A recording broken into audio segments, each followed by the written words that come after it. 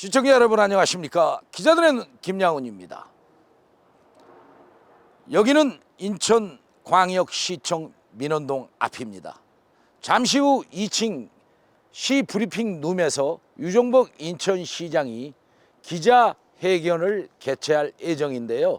2025년 예산안과 관련해서 어떻게 배분할 것인지 우리 인천 시민들에게 소상히 알리는 설명회가 있을 예정입니다. 올라가 보시죠. 300만 인천 시민 여러분, 그리고 언론인 여러분, 오늘은 2025년도 예산에 대해서 말씀을 드리고자 합니다.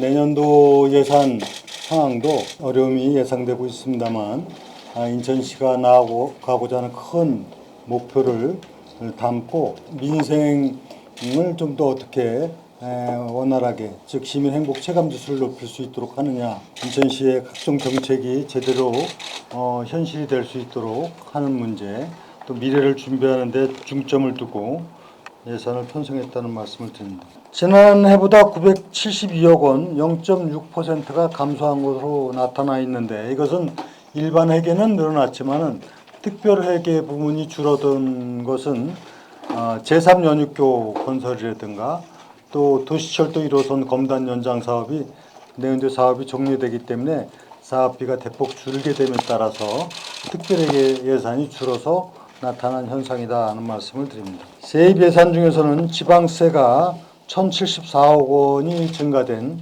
4조 8,974억 원이고 국고보조금과 교부세는 2,318억 원이 증가하도록 편성이 되어 있고, 올해 대비해서 세입 여건은 개선이 된 거는 맞습니다만, 그러나 여전히 과거의 세수 증가분에 비해서는 굉장히 낮은 수준이다. 세출 부분에서는 그 복지 수요가 사실 많이 증가를 하고 있습니다. 국고 보조금에 따른 인천시 매칭액이 증가되다 보니까 실제 재정 여건상으로 볼 때는 어려움도 있는 것이 사실입니다.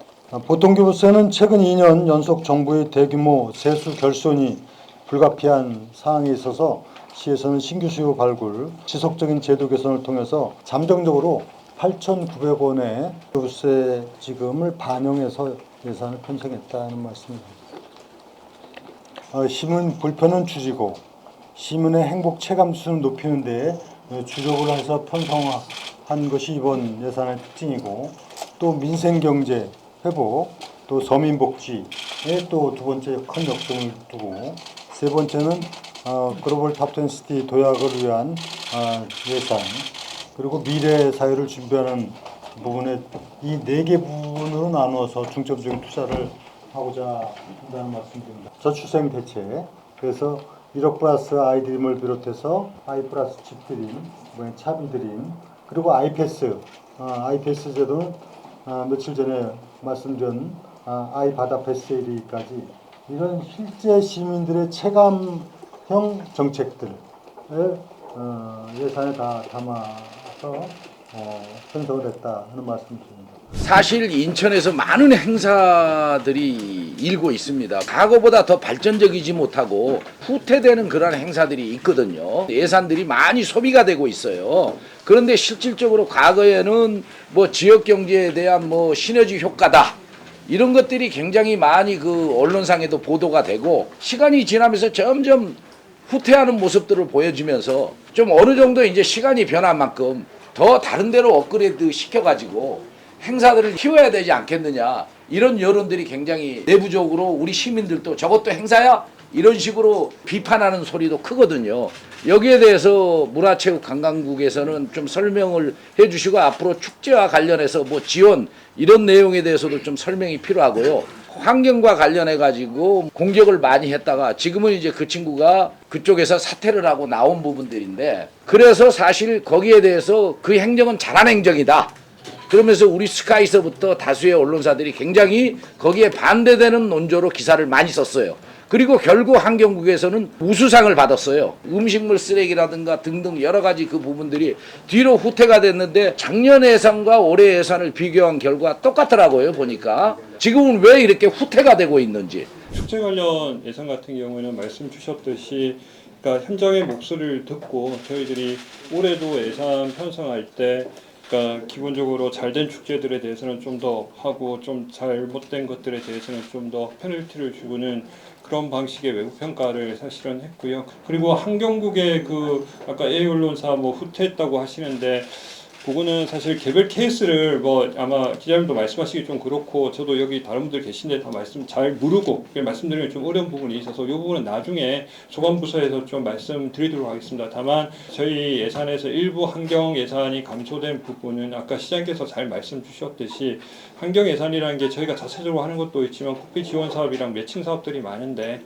전체적으로 수도버스, 전기버스에 대한 국가 예산이 줄다 보니 좀 불가피한 그 부분이 차지하는 부분이 컸고 그러다 보니 좀 줄었다라는 말씀을 부연해서 드립니다. 기자회견이 끝났습니다. 여기는 시청 본관 앞입니다. 인천 복지 정책이 강화된 느낌입니다.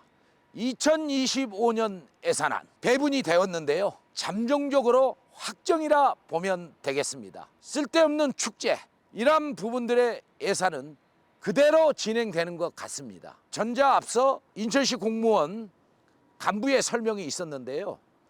중요한 것은 환경의 후퇴도 엿보이고 있습니다. 인천시가 그동안 쓰레기 음식물 정책 등 여러 가지 방향에 대해서 호기 좋게 출발했지만은 지금은 예산 자체가 줄어들면서 뒤로 후퇴하고 있는 내용의 모습도 보이고 있습니다. 시청자 여러분, 중요한 건 균형에 대한 여러 가지 정책인데요. 여기에 대한 보강이 있어야 될 것으로 기자들의 눈은 이번 기자회견을 통해서 분석했습니다. 인천시청에서 기자들의 눈 김양훈이었습니다. 감사합니다.